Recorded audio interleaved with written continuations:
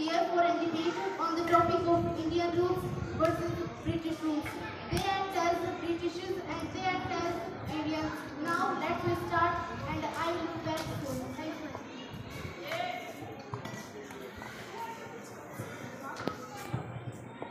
First of all, we Indians, we are very happy with this thing that we are independent. We are free from British rule. We are free from selfish Britishers, and this is a very plus point for all of us Indians. And you think it yourself also. अगर आज India में British rule होता तो मैं आप सब हमको आज इस तरीके से बोलने का अधिकार नहीं होता. इसलिए मैं कहना चाहूँगी कि आज जो भी हम हैं that is only because of the decline of British rule, और हमें खुशी है इस बात की कि आज हम आज़ाद हैं. किस बात की आज़ादी? कौन सी आज़ादी जिसने भारत के 3 टुकड़े करे थे? वो 3 टुकड़े भी तो अंग्रेजों की ही देन थे. अंग्रेज भारत में पहले व्यापार के लिए आए थे, लेकिन जैसे ही उन्हें बंगाल की दीवानी मिली वो यहाँ पर राज करना उन्होंने शुरू कर दिया. अगर वो यहाँ पर ट्रेड के लिए आए थे तो मोनोपोली क्यों लेकर आए? मोनोपोली ईस्ट इंडिया कंपनी के साथ लाना जरूरी था ताकि ईस्ट इंडिया कंपनी के साथ कंपटीशन में कोई दूसरी कंपनी ना हो. और दूसरी बात, बंगाल की दीवानी अंग्रेजों को दी गई थी, उन्होंने हड़पी नहीं थी. हमने तो बंगाल की दीवानी सिर्फ कर इकट्ठा करने के लिए और व्यवस्था बनाने के लिए दी थी. आप लोगों ने तो अंग्रेजों ने तो किसानों को मजबूर कर दिया भागने पर और नई प्रथाएं लगाकर उन्हें बर्बाद कर दिया. वो प्रथाएं जो अंग्रेजों ने भूमि सुधार व किसानों की आर्थिक स्थिति को सुधारने के लिए लगाई थी, परंतु भारतीय किसानों ने इन्हें बोझ मान लिया. ये सारी प्रथाएं वैज्ञानिक दृष्टिकोण से नहीं लगाई गई थी. इनमें भी पहले से सोची समझी प्लानिंग थी और इन प्रथाओं को सफल बनाने के लिए भी ब्रिटिशर्स ने कोई ठोस कदम नहीं उठाए.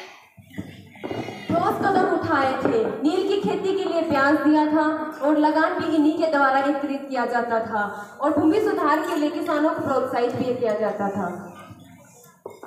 नील की खेती के लिए किसानों को ब्याज देकर उन्हें मजबूर किया गया था कि वो नील की खेती करें, लेकिन इसके बावजूद भी इंडियन फार्मर्स ने उसका अपोज किया और उन्होंने नील की खेती करने से मना कर दिया. उसके बाद ब्रिटिशर्स ने क्या किया?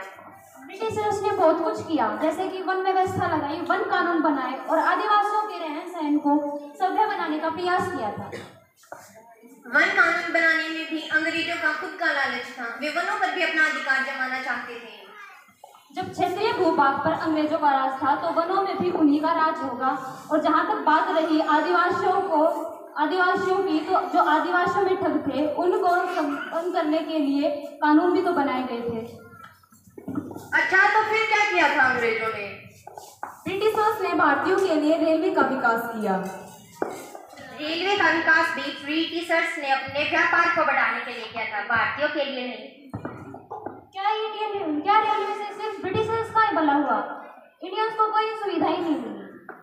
कौन सी सुविधाएं? विच facilities?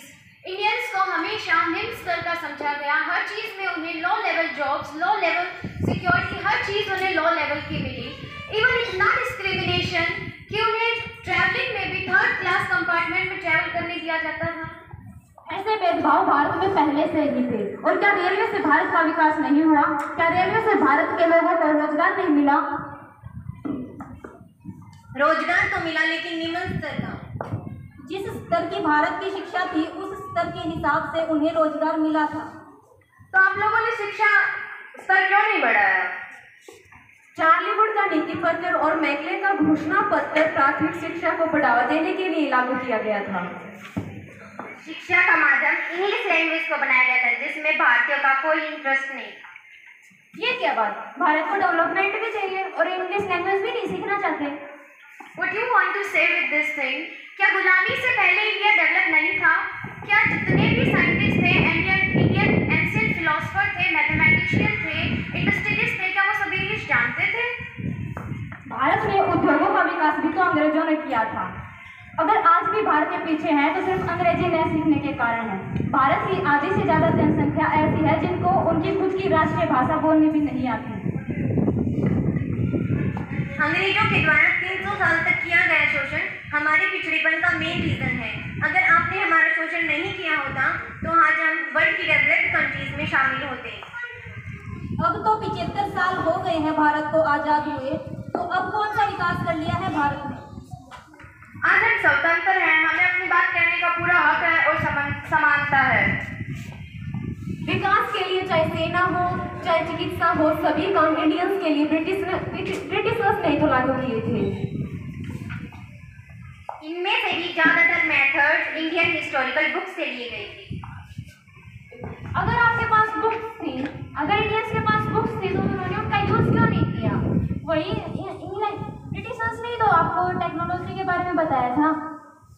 We agree with this point कि ब्रिटिशर्स ने टेक्नोलॉजी की थी, but once if we think about the historical books, India के पास नॉलेज थी, हिस्टोरिकल बुक्स भी थी, लेकिन इससे पहले कि वो अपनी नॉलेज को टेक्नोलॉजी में कन्वर्ट करते, उससे पहले यहाँ पे ब्रिटिशर्स ने आके उनका इतना डिस्क्रिमिनेशन किया कि वो टेक्नोलॉजी में कन्वर्ट नहीं कर पाए। This is only because of Britishers.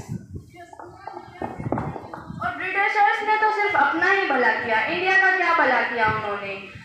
Bharat जो सोने की चिड़िया हुआ करती थी उसे लूट कर गरीब बना दिया। और अगर ब्रिटिशर्स का रूल इतना ही अच्छा होता तो भारतीय कभी विद्रोह नहीं करते। उन्होंने हमेशा डिस्क्रिमिनेशन किया, इसीलिए भारतीयों को विद्रोह करना पड़ा। At last, we want to say that वक्त आ गया है दुनिया को साफ साफ कहना होगा, वक्त आ गया है दुनिया को साफ साफ कहना होगा। देश प्रेम की प्रबल धारा में हर मन को बहना होगा, देश प्रेम की प्रबल धारा में हर मन को बहना होगा।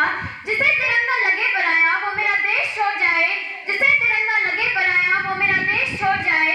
अगर हिंदुस्तान में रहना है तो हिंदुस्तानी बनकर ही रहना होगा, अगर हिंदुस्तान में रहना है तो हिंदुस्तानी बनकर ही रहना होगा। जय हिंद।